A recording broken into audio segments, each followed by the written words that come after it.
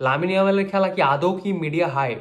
সে যেভাবে করে ফুটবলটা খেলে এটা কি আদৌ কি মিডিয়া হাইপ? 17-18 বছর বয়সে ভিনিসিয়াস জুনিয়র, কিলিয়ান এমবাপ্পেরাও খেলেছিল, কিন্তু অত বেশি ইফেক্টিভ ছিল না। তাদের ফেস ছিল ঠিকই, ভিনিসিয়াস জুনিয়রের ফেস ছিল, কিলিয়ান এমবাপ্পের ফেস ছিল, বাট ফেস তো সব কিছুই না। সব কিছু তো আসলে খেলার সব কিছু তো ফেসের মধ্যে ডিপেন্ড করে না, স্কিলের মধ্যে ডিপেন্ড করে। 18 বছর বয়সের মধ্যে লামিন ইয়ামালের স্কিল দেখেন, তার ম্যাচুরিটি দেখেন।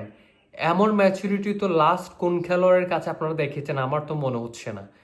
এখন কম্পারিজম চলে আসে যে Kylian Mbappe versus Lamine Yamal, Lamine Yamal versus Vinicius junior.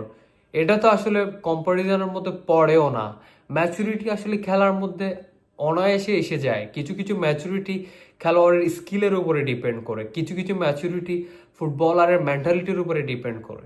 কিন্তু খেলার মধ্যে ম্যাচুরিটি, যেই ম্যাচুরিটিটা আসলে ভিনিসিয়াস জুনিয়রের আসতে সময় লেগেছে 20 বছর, এই জায়গার মধ্যে লামিন ইয়ামাল 1 বছরের মধ্যে, 16 বছর বয়সের মধ্যেই খেলার মধ্যে ম্যাচুরিটি চলে এসেছে তার।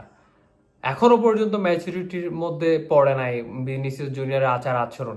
সেই জায়গার মধ্যে লামিন ইয়ামাল ম্যাচুরিটি কতটুকু দেখেন। রাইট নাও যতগুলো ইয়ংস্টার খেলোয়াড় আছে সব থেকে ম্যাচিউর ফুটবল কিন্তু এখন লামিন ইয়ামাল খেলে থাকেন। না কোনো ধরনের কোনো বাক বিতণ্ডি হচ্ছে কারোর সাথে, না কোনো পেনাল্টি নিয়ে কোনো ঝামেলা হচ্ছে, না ফ্রি কিক নিয়ে কোনো ঝামেলা হচ্ছে, না কর্নার টেকিং নিয়ে কোনো ঝামেলা হচ্ছে কোনো খেলোয়াড়ের সাথে।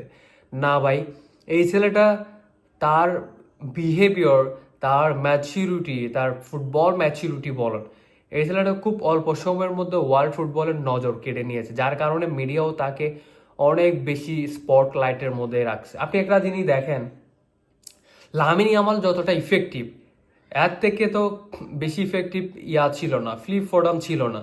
ফিলিপ ফোর্ডনকে ওয়ার্ল্ড ফুটবল যেভাবে হাইলাইট করলো 2022 সালে ইউরোর আগে, মার্কো রাশফোর্ডকে যেভাবে হাইলাইট করলো, সানচেজকে যেভাবে হাইলাইট করলো, ব্রুনো সাকাকে যেভাবে হাইলাইট করলো, তাদের থেকে তো পার গুণ ব্যাটার ফুটবল তো লামিন ইয়ামাল খেলে থাকে।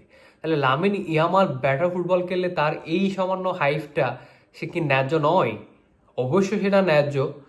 ফিলিপ ফোর্ডন থেকে তো ব্যাটার ফুটবল খেলে থাকেন, এবং আপনার যে ব্রুনো সাকা থেকেও তো অনেক ব্যাটার ফুটবল খেলে থাকেন। মার্কো রাশফোর্ড থেকেও তো ব্যাটার ফুটবল খেলে থাকেন। মার্কো রাশফোর্ডের আগের কথা বলছিলাম, এখনের কথা বলছি না। যেটাতে আসলে মিডিয়া হাইপের মধ্যে মার্কো রাশফোর্ড ছিল তখনের কথা বলছি।